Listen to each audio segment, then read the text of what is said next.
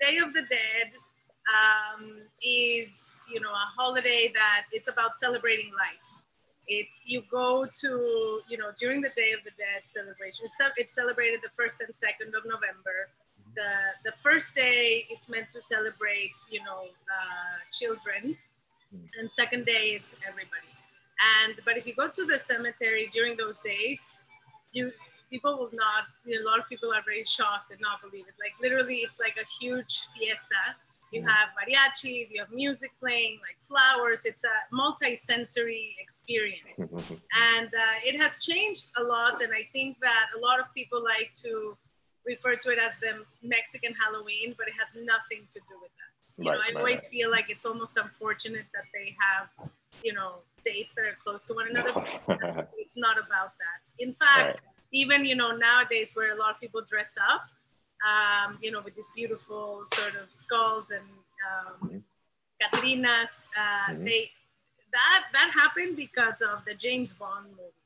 That was that's not a big thing, but really it's about a celebration. So people prepare the you know, favorite dishes. You know, they make these offerings with, you know, whether they like cigarettes or alcohol or books or whatever it is. And when I was growing up, I'm also Jewish, so you know, I sort of grew up with like these dual traditions. And but at schools, it's, you know, they teach that, they, you know, you're taught at a very young age, and they would make these humongous, you know, offerings that were just in general, and people could take the photos, because you put the photos of your loved one. But even, you know, there's like these sugar skulls where people would write like, have your name, and give it to you. But it's a very joyful celebration.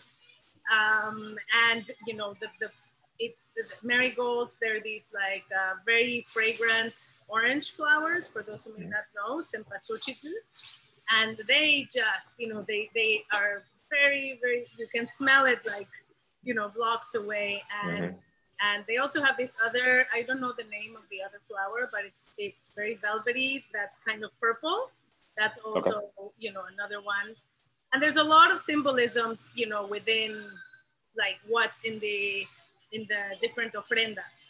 But when it comes to breads, you know, even though this is, you know, a very Mexican tradition, you know, breads, wheat did not exist in Mexico before the Spaniards arrived. So, you know, there's a lot of different theories of, you know, how the bread started.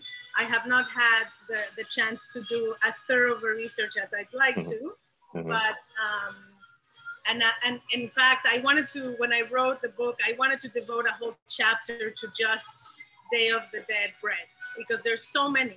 And so they believe that, you know, when the Spaniards conquered Mexico, there were a lot of sort of sacrifices that would take place. And, you know, they kind of wanted to, you know, I don't want to say hide it, but they wanted to, like, they used to make these breads made with amaranth flour. When the wheat was introduced and eventually bread, they would have some kind of like pink sugary topping, apparently.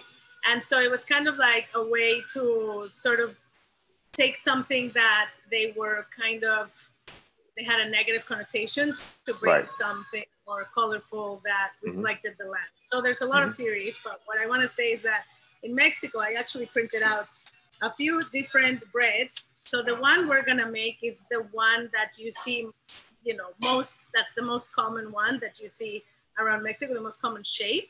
But within that shape, there's some that are also, you know, a little more savory, and they have sesame seed. This is the one that we make. It's my favorite bread in the entire world. Not just because of the bread itself, but because of the symbolism. And I look forward to not just eating it, but making it. And I always like joke, I don't know why, but around like February, I always have this huge craving for it, like February, March. And I could literally just like make one, right? But I feel like, no, you have to respect the tradition. You have to wait till it's closer to that. So I want to show you a few pictures that I just printed out to show you, just to see how like elaborate and very different colorful, yeah. they are. So this is closer to what, what I was referring to before. Right. And so you see, like, it was, because they started to try to, bring Catholicism also to Mexico. And so you see a real cultural blend, and that's what the breads represent. And I love these. They're so elaborate, so I really hope that next year I can finally I want to do like a Day of the Dead bread festival. Nice. So that's beautiful. Wow. So isn't that beautiful? Yeah. So each region, I'm about to ask you that. Yeah, is it a regional thing? So every state, but not just every state, but every region has their own different specialties and their own different traditions. There's one that didn't print out very well, but in Oaxaca, they have ones that have literally like a figurine that sticks out. And all the breads taste differently. Like, it's not just the shape, but, I think it's just taking the time. And when you're baking this bread, it's people put it on the ofrenda, and then they also enjoy it at home. And so, I really, really hope you guys make this bread. And if you don't want to make it, we make it. So you can try it. Definitely. So just so folks know, they should have received the actual recipe already. And if you haven't yet, we're going to be sending an additional email that will include the recipe as well. And it also has link more information about Fanny and also her book. Because some people have been asking about the name of the book. If you want to share the name of the book, of your book, to your friends. This is the book, My Sweet Mexico. And my intention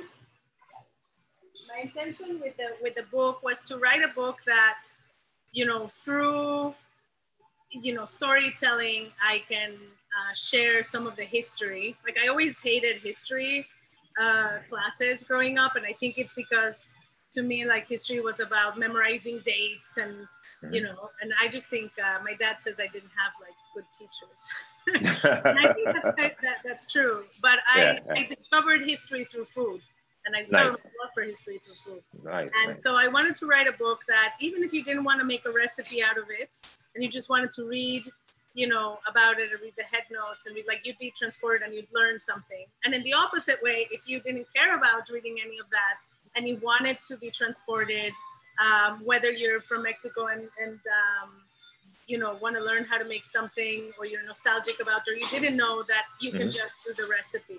And I do want to mention that in Mexico, a lot of the arts, like crafts in general, and especially like in sweets, it's they're part of an oral tradition, meaning there's not a lot of written documentation. So it's passed down from generation to generation. And I basically wrote the book that I kept looking for many years. Wow. And I feel very fortunate I got to do that. It's about trying to document, to give continuity, and people are very, as we say, jealous of the recipes. And it's not easy for people to want to share them. So that was a big challenge, and I have this funny anecdote that I like to tell just to highlight kind of how important these recipes are. So I have a friend of mine who went to culinary school, who's a pastry chef. And she's the only one of her cousins who cooks anything. And she asked her grandmother for her recipes. She has like a book of recipes. She's an amazing baker, apparently. And she did not want to share the recipes with her because she's her granddaughter from her son. She's not like from a daughter. Right. Even though nobody else in the family was interested. So she eventually got one of her cousins to get them. So she she got a way around. Okay. Yeah, she found a way around it. Yeah, interesting. So I kind of wanted to talk about really quick before we get started about, obviously we're living in I guess you could say, a unique time, right? And as a business owner, obviously that's something that affects you as well. Can you talk a little bit about how COVID has affected your business, and also how you responded to COVID? Yeah, so thank you for asking that. It has been extremely hard. I'm not gonna lie, and the efforts have been, to keep ourselves safe, people safe, and to keep the lights on. That's it. Like, and so in the very beginning, we closed. We let everybody go. We have a shop in the West Village, and we're in our kitchen in Red Hook, Brooklyn.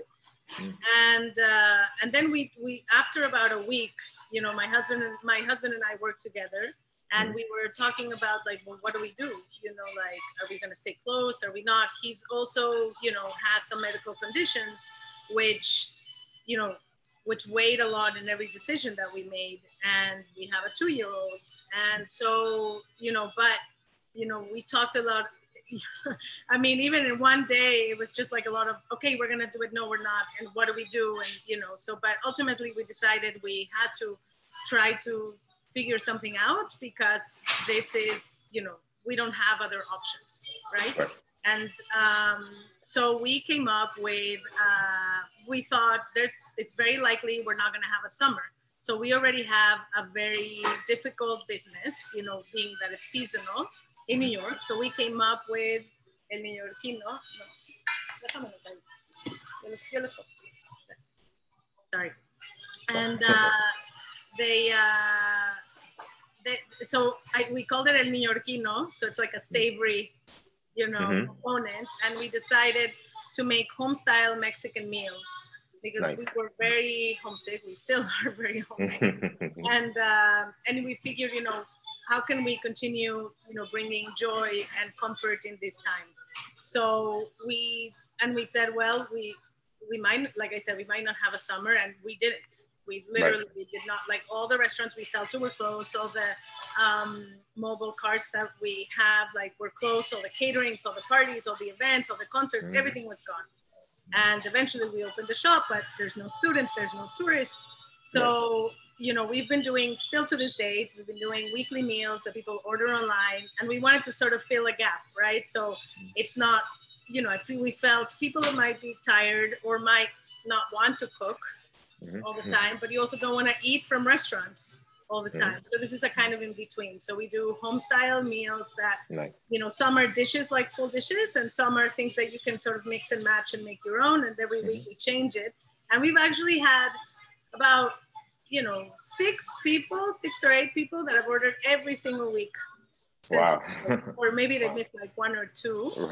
So it's been incredible. And then it was like, but then we also started, one of the first things that we immediately thought about were all the underserved communities, particularly the Latin undocumented workers.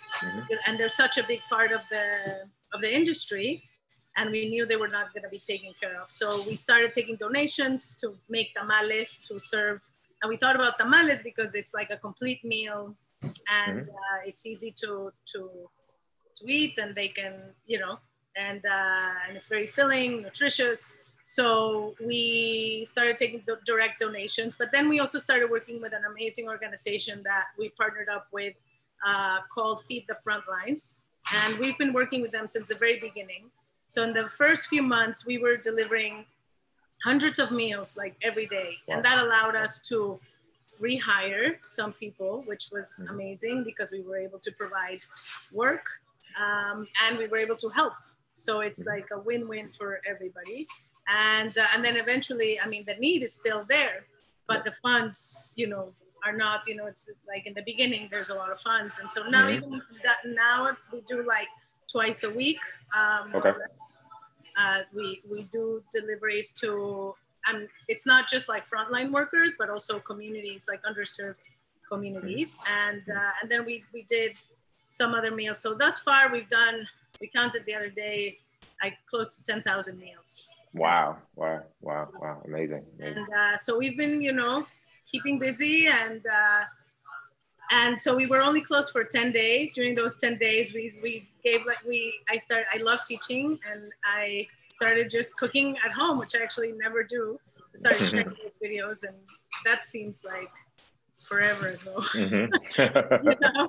But yeah, we still, you know, and that's an amazing organization that was started actually by, you know, these guys that have this family that owns these restaurants, Taraluchi Vino. And I honestly, I'm so grateful to them, because I don't know if we would have business if it weren't for them, you know? Wow. And then, so to be able to also have a purpose in this time has been extremely rewarding in a personal way. So beautiful. And how can people support those efforts? So you can go donate directly to feedthefrontlines.com. And we also worked a lot with Mixteca organization.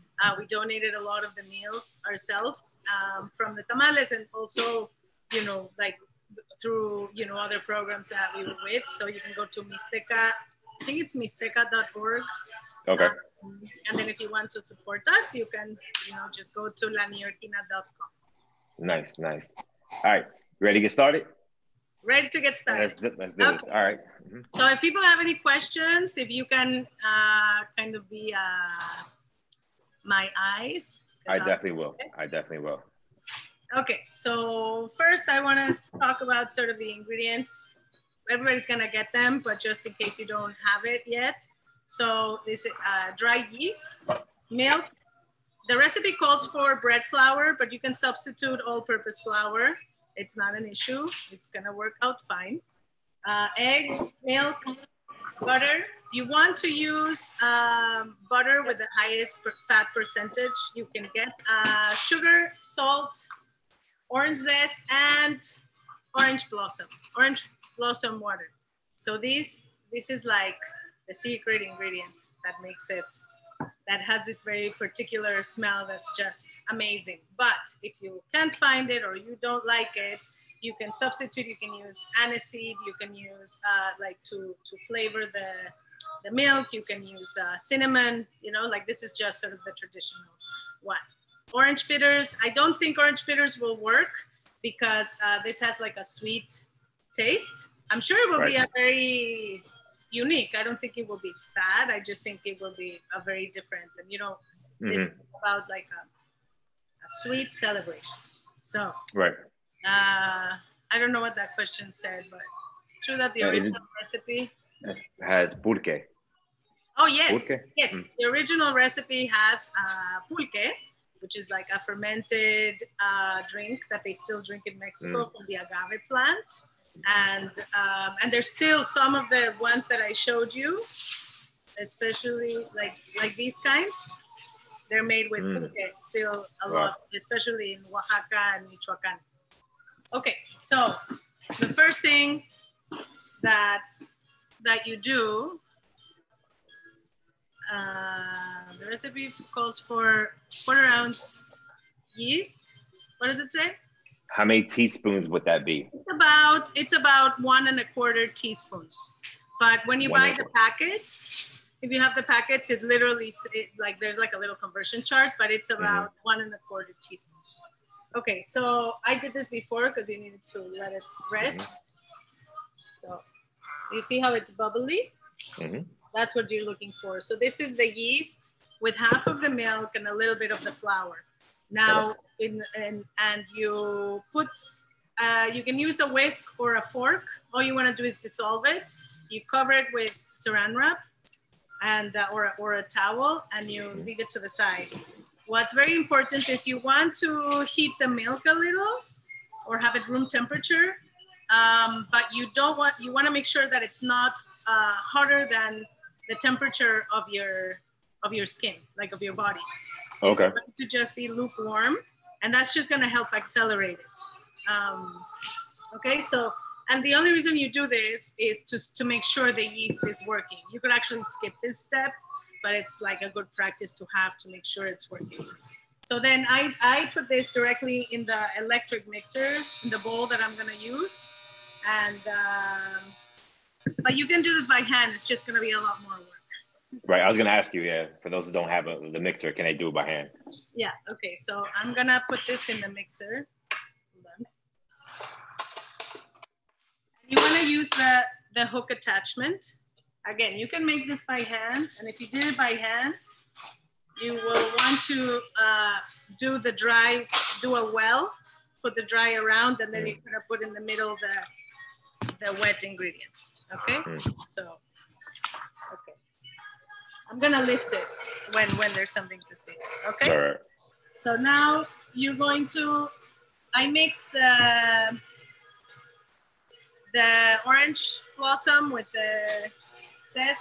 It says like a little bit different in order, like of the dry and the in the recipe. This part is not so important. You can do the sugar first. You can do what's important is the flour at the end. Flour. Okay, so now I'm going to start adding the other wet ingredients.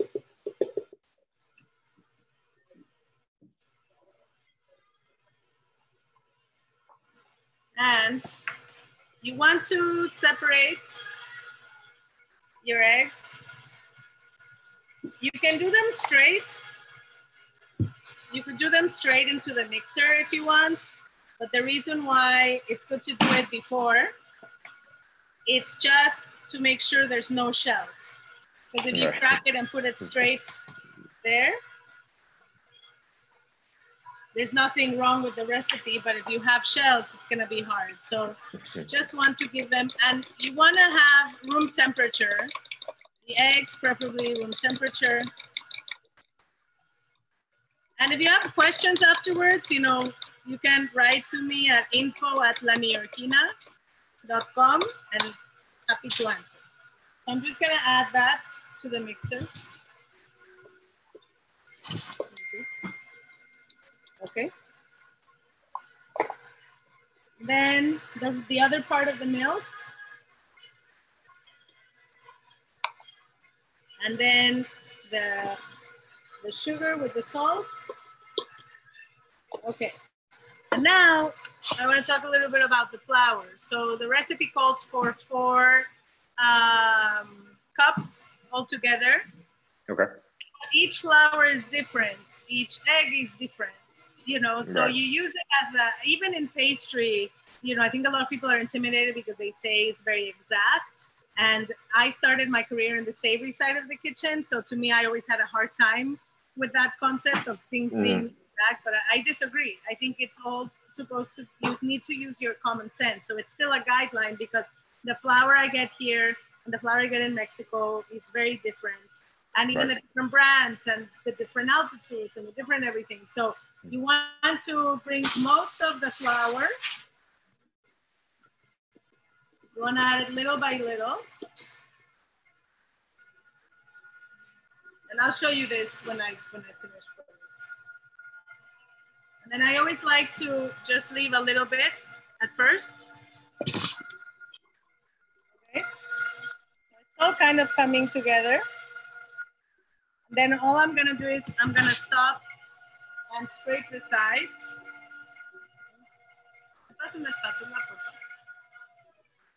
No, me dejas tú. Acuérdate de dejarme uno. Okay. Sorry. Oh, we understand. So I'm just gonna scrape the sides a little. Can you hear me with the mixer? Yes, yes, perfectly fine. Yes. Okay. So.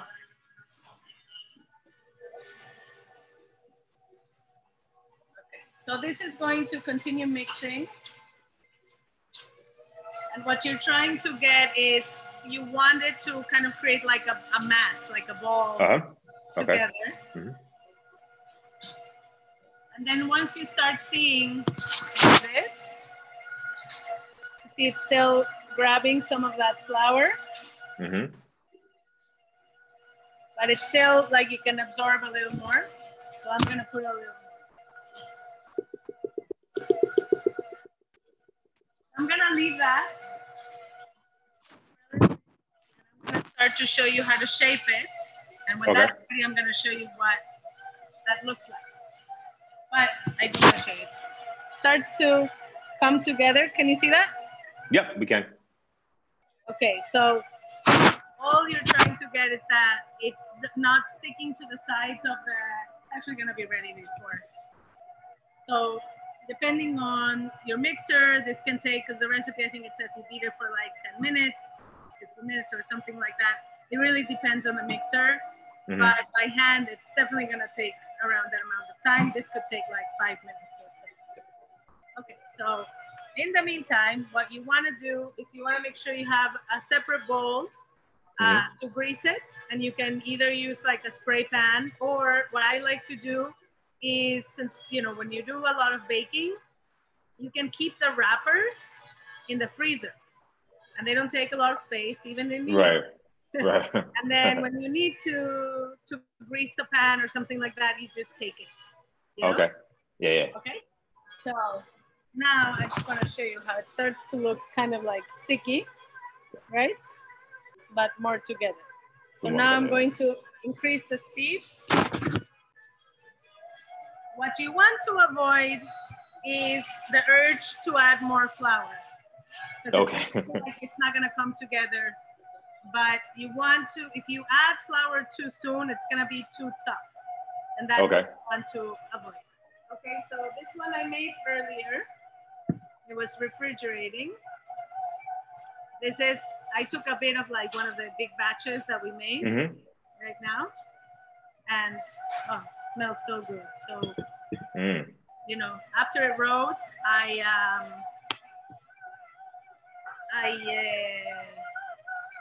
I punched it down. Okay. Know, just so that it'd be ready for when you guys. So the other thing you want to do is you want to get your bowl with, like I said, you want to grease the bowl with either oil. If you don't have scrape or butter, you can use like a little paper towel and put a little bit of vegetable oil. And then the other thing is get a sheet pan ready and line it with some parchment paper. And I like to put a little grease underneath also, just so that it doesn't move when you put it in. And are you using butter for that, or oil? For the pan itself on the bottom? Yeah, for the bottom of the pan. Okay. Are you using butter or oil? I use spray. Right. You know? Okay. So then you're gonna take your dough, your nice dough, and you're gonna divide it in half. Okay.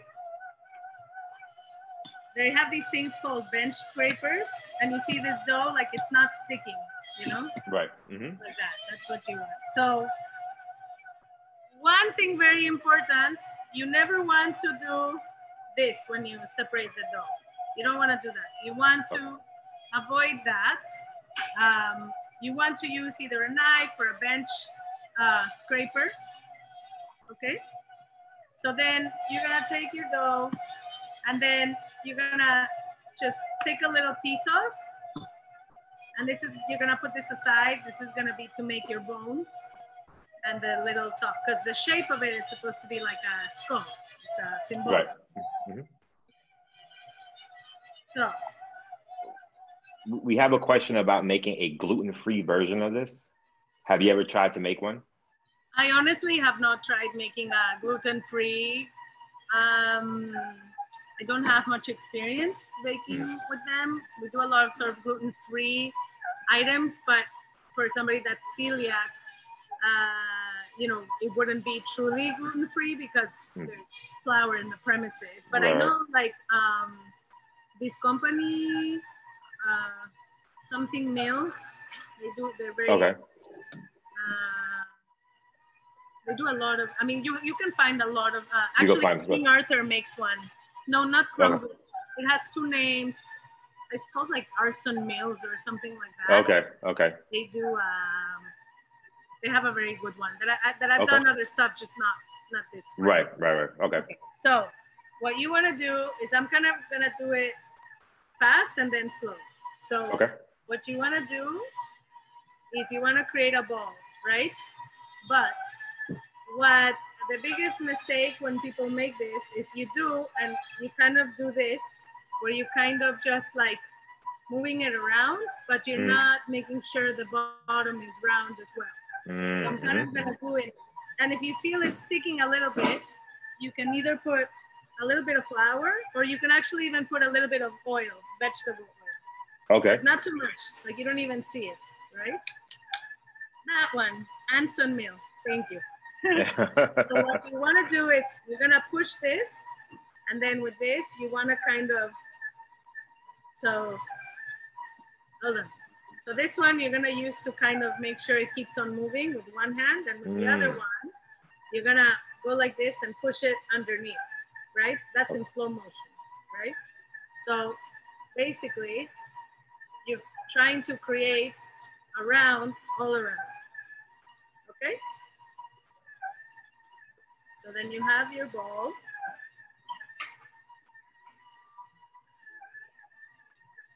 Okay, I'm gonna show you this. Okay, so you guys see it, so it looks, it starts to like look like it's coming together. I'm just gonna stop it for a second. Mm-hmm. Check it.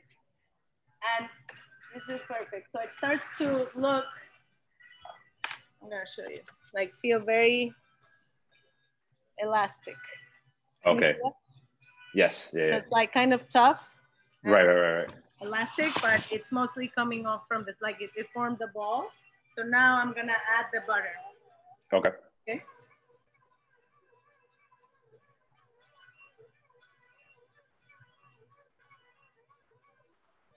So you wanna add it little by little.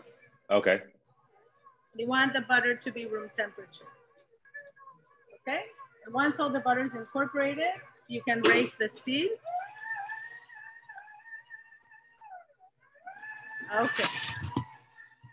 All right. So we're gonna do the other dough, the other part of the dough. I'm gonna do that again, just so. Okay. Okay. Mm-hmm. And some people have been asking. What we're trying to do is to form a ball, you know. Right. And it shouldn't stick too much, but you don't want to add too much flour to your surface or oil because it's going to be harder to work it. Okay? So okay. I'm just going to continue working here, but imagine this is on top of the sheet pan, right? So you put right. The sheet pan, since we're here, then you're going to, actually, no, I'm going to put it on the sheet. I'm going to do it right. You can do it right. I'm going to do it right. Okay. So you have it nice and round, nice and smooth.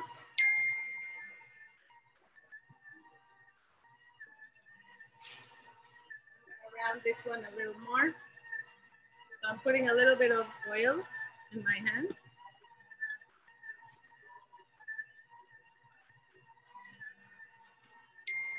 Okay. Okay. So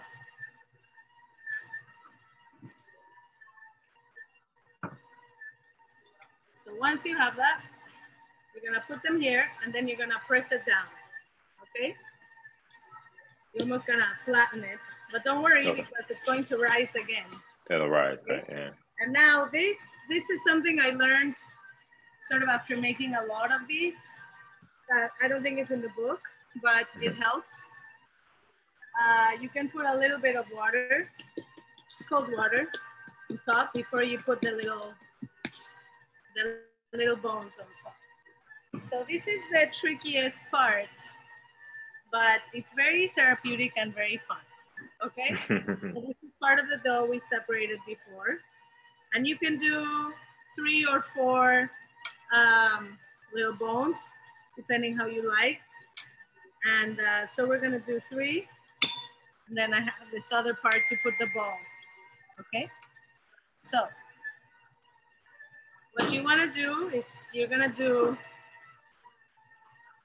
like little logs, okay? Like that. And I like to do all the little logs at once so that they have a little time to rest before we continue shaping. Okay? Can you see that? Yep, we can, yeah. Okay. So now, what you want to do, you're gonna open your fingers, and what you want to make sure is that the one in the center is flat. So if this is the first time you're making it, you can do them. We'll do one sort of like. So what you want to do is take the tip of your finger, and you're gonna roll like this, right? What you're trying to create is little versions, and then you can repeat, and you're gonna take 2 fingers and repeat this way, right? And you can do that again, right? So what you want is just like that, like defined balls that are round all around, right? That have a little indentation in between, but not too thin because this is going to expand and they're gonna break. Oh. Right. But when you get comfortable with it, what you can do is you divide and you have 3 fingers here and 2 here that make sure this one stays in the center. That's the important thing, okay? And you'll see why in a second. So you go like this. And let's say you're like, okay, they're kind of defined, but you know, you feel weird about it. So you already have them almost defined. So you just go back. I'm not using any flour, any oil. And again, if you feel it's sticking a little, put just a little bit of flour or oil, but not too much because then you're not going to be able to work it. Okay, so this is kind of the trickier part. Okay, so we'll do the last one again. So again, you have 3 fingers and then 2, right? And then I kind of use this, I have short hands, so with bigger hands, it's easier. But you wanna use the tip of them and then you use this to kind of make sure they don't go too spread out, right. Right? So you go like that. There you go. There it is. So that one was fast. This one, I'm going to picture. Okay, so once you have that, you have this last piece left. And so you're just gonna make a little ball. And you use the same idea, but just with your hand, right? To do that. Then you're gonna take your dough. You're just gonna cross these. Oh, I almost squished it. Okay. And now, and you always want to have a little bit extra hanging because it's gonna grow. So when it grows, you want to be able to have enough to fit the bottom. And then what you wanna do is you wanna take a little bit of water and press here. This is the reason why you want the middle to be flat. Because when it's not, then it's gonna be harder to put the ball. Then the ball, you're gonna put it here to the side and you're not gonna put it in until you are ready to bake. So after this is done, you're gonna let it rest.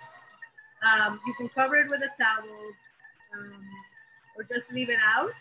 And then you're gonna leave it out, you know, until this bounces back. It's gonna feel lighter. You're gonna press it and it's gonna bounce back, but just like when it's gonna feel very light. Light, okay. And then, so imagine that's happened already. And then you are, so yeah, you rise it 2 times in total. So you make the dough, you rise it, and then you have a second rise with this.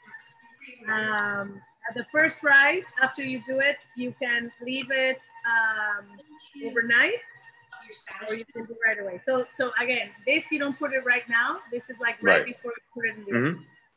Okay.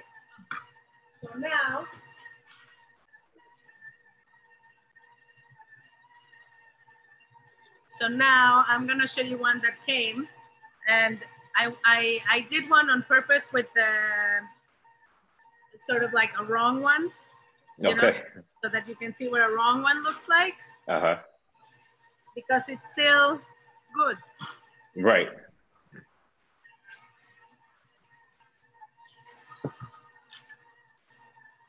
So this is the wrong one, like I was saying, because we had like the little nuts were in the center, and when we put it here, we didn't like flatten it, so it grew kind of weird, but it's still beautiful. It's still beautiful. You still get sure, it tastes wonderful too. And then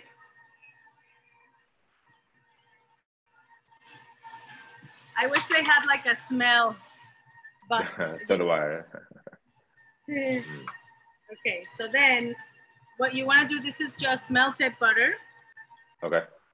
And very important, you want to put as much butter, your butter is your glue, you know? So you want to always make sure to get the bottom, to get every little piece, like in the little nooks, you know? This is very important. This is just, I wish you could smell these guys. So do we. I think everybody does. It just smells so good. And so this, what we're gonna put on top is just regular sugar, but we also do a different version that we fill with Mexican chocolate. So what we do is, when we make the round, we roll it out, and then we put pieces of Mexican chocolate. And then when we decorate it, instead of regular sugar, we blend sugar with Mexican cinnamon. So it looks kind of like powdered sugar. Yes, yes. But when you blend it with the sugar, with the cinnamon, it's amazing. So, wow. So you really want to make sure you get every little nook, you know, because once you put the sugar, you can't redo this. You can't go back, You know, so, oh, by the way, when you take it out of the oven, you want to make sure it cools off a little bit, just so it's cool enough for you to handle. So basically what I wanted to show you is like, this is the side that was done correctly. This is the side that was done incorrectly. Okay. But still, I want to show you because, you know. Still good. It's all good. Exactly. Then we're just going to, obviously the ones we make for you guys, we put gloves on. But for this purpose, the butter is unsalted, but you can use salted butter if you want for this part. We also have a question about humidity. I know with baking that tends to, like, temperature in a room has an effect on it. How much does that affect the rise? The humidity? We have somebody joining us. It's very humid. Well, this time of year, humidity shouldn't be an issue. Most places. This person's in Miami. A place that's warm year round. Put on the AC because you don't want it to rise too fast. You know, but it shouldn't be like a huge issue. Okay. We also had a question, Fanny, about the bones, about not allowing them to move. I think you kind of addressed that. Is there a way to make sure that they don't move while they're baking, the actual bones on the top? The way that what? The bones. Somebody asked a question about the bones not moving while it's baking. I think you kind of addressed that. You press it down, correct? After you put it, you press in the center. Press down. Just in the center, just so the ball sticks better. I'm gonna show you the dough. The dough is practically ready. Yeah, see how beautiful. So remember how wet it looked? Right. Now. Oh wow. No, not so much. Look at that. Beautiful, yeah. Beautiful. So I'm gonna stop it for a second. So that's what you want to resist the urge to add the flour, like I said before, because you're always gonna be tempted. Even when we do like a huge batch, when we show like new people to make it, they're like, but it's so wet, and we're like, just give it time. Just wait. And then after it's been beating for like 20 minutes and it feels elastic, it needs, then you can add a little bit at the end. So what you're looking for is you want a dough that when you stretch, what they call like a window. So that's exactly what you want. You know, it feels elastic. Right. That you can be able to see through. Okay. And not completely break. If it breaks a little bit, that's okay. But you can, it feels elastic. When I go like this, it doesn't fully break. Right. So that's ready, but it could take a little bit of flour. So, because it's already like what you want to do. I'm going to show you. So when I do it, it doesn't stick to my hand. So that's good. But there's still a little bit stuck to the bowl, right? So I'm literally going to add, you're going to see like this much. So nothing. Okay. Just enough like to get everything out. So as you can see, it's a labor of love, you know. Yeah, I attempted to make bread at the beginning of the quarantine, and it didn't really work out too well. Yeah. So, and you know, we're very excited because last year was our first year we started shipping these. Oh, okay.